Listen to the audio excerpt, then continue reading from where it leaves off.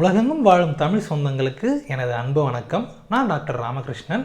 இந்த எபிசோடில் நம்ம பார்க்க போகிற டாபிக் வெற்றிலை பாக்கு. இதை பேச்சு வழக்கில் வெத்தலை பாக்கு அப்படின்னு சொல்லுவாங்க. இதை சொன்ன உடனே நம்ம எல்லாருக்குமே வயசானவங்க தான் ஞாபகத்துக்கு வருவாங்க. நம்மளுடைய சின்ன வயசில் கூட நம்ம வீட்டில் தாத்தா பாட்டிங்கெல்லாம் சாப்பாட்டுக்கு பிறகு இந்த வெத்தலை பாக்கு போடுறத ஒரு வழக்கமாக வச்சுருந்தாங்க. இப்போ இருக்கிற ஜென்ரேஷனில் இந்த வெத்தலை பாக்கு போடுறதுங்கிறது கொஞ்சம் கொஞ்சமாக குறைஞ்சிக்கிட்டே வருது. இன்றைக்கி நம்ம முன்னாடி யாராவது வெத்தலை பாக்கு போட்டாங்கன்னா நம்மளில் பலரும் முகம் சுழிக்கிறத நம்ம கண்கூடாக பார்த்துக்கிட்டு தான் இருக்கோம். அதுக்கு காரணம் இந்த வெத்தலை பாக்கு போடுறத ஒரு கெட்ட பழக்கம் அப்படின்னு நம்ம மனசில் பதிஞ்சிடுச்சு. உண்மையிலேயே இந்த வெத்தலை பாக்கு கெட்ட பழக்கமா இல்லை நல்ல பழக்கமா? வாங்க தெரிஞ்சுக்கலாம். உலகம் முழுக்க பல்வேறு நாடுகளில் பல்வேறு விதங்களாக இந்த வெத்தலை பாக்கு போடுறது நடைமுறையில் இருந்துக்கிட்டு தான் இருக்குது. அதில் என்னதான் பல விதங்களில் போட்டாலும் முக்கியமான 3 அடிப்படை பொருட்கள் இருக்குது. முதல்ல வெற்றிலை, அடுத்தது சுண்ணாம்பு, அடுத்தது பாக்கு. இந்த வெத்தலையில் என்னென்ன குணங்கள் இருக்குது அப்படின்னு தெரிஞ்சுக்கலாம். வெத்தலையில் நிறைய ஆன்டி ஆக்சிடென்ட்ஸ் இருக்குது. அதோட இன்னும் சில வேதிப்பொருட்கள்லாம் இந்த ஆன்டி ஆக்சிடென்ட்டோடு சேர்ந்து நம்ம மனித உடலில் இருக்க புற்றுநோய் செல்களை குறிப்பாக தாக்கி அழிக்குது. அதனால் மனிதர்களுக்கு புற்றுநோய் வருவதை தடுக்கிறதுக்கு இந்த வெத்திலை ரொம்பவே ஹெல்ப் பண்ணுது. அடுத்து நம்ம வயதாகும்போது நம்மள பலருக்கும் பல விதங்களான நோய்கள் வருது. இந்த நோய்களுக்கு முக்கியமான காரணம் உள்காயங்கள் அப்படின்னு சொல்லுவாங்க. இதை ஜென்ரலாக இன்ஃப்ளமேட்டரி டிசார்டர்ஸ் அப்படின்னு சொல்லுவாங்க.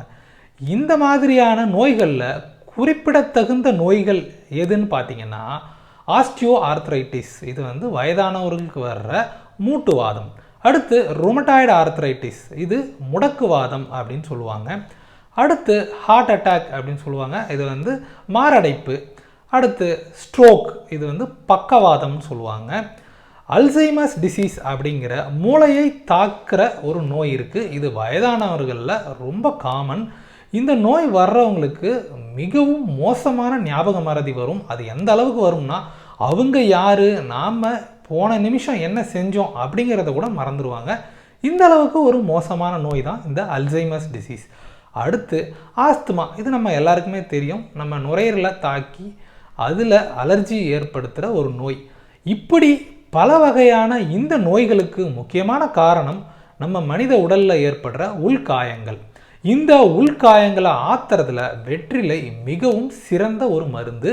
அதனால் வெத்தலை ரெகுலராக போடுறவங்களுக்கு இந்த மாதிரியான நோய்கள் வராமல் தடுக்கும். அதோட இந்த நோய்கள் வந்தவங்களுக்கு அதோடைய வீரியத்தன்மையை குறைச்சி அதை கட்டுக்குள்ளே வச்சிருக்க ஹெல்ப் பண்ணும். வெத்தலையை ரெகுலராக போடுறவங்களுக்கு மன அழுத்தம், மனப்பதட்டம் இதெல்லாம் நீங்கி நம்மளுடைய மனதுக்குள்ள ஒரு விதமான புத்துணர்வு உணர்வை எப்பவுமே நிலைநாட்டி வச்சுருக்கோம்.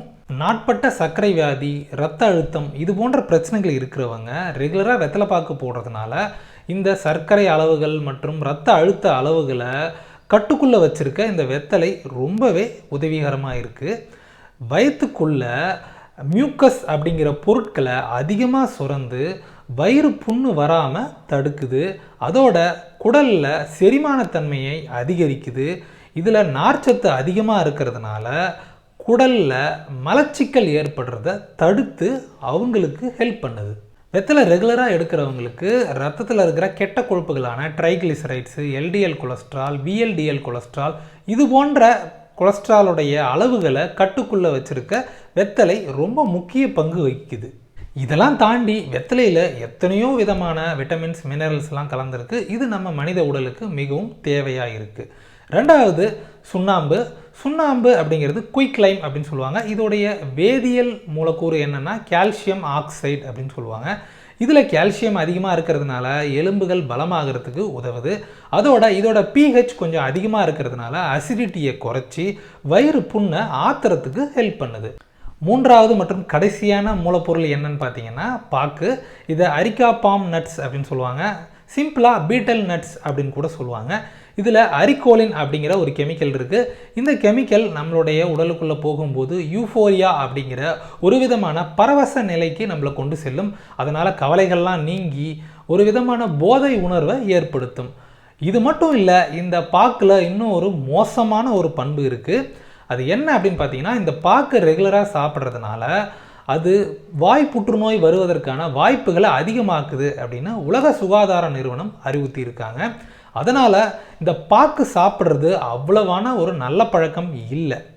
இப்போது வெத்தலை பாக்கு போடலாமா அப்படின்னு கேட்டிங்கன்னா, வெத்தலையே போடலாம், இன்னும் அதில் சுண்ணாம்பு கலந்து கூட போடலாம். ஆனால் பாக்கு சாப்பிட்றது நல்லதில்லை. பாக்கை ரெகுலராக சாப்பிடாதீங்க, கண்டிப்பாக அதை அவாய்ட் பண்ணுங்கள்.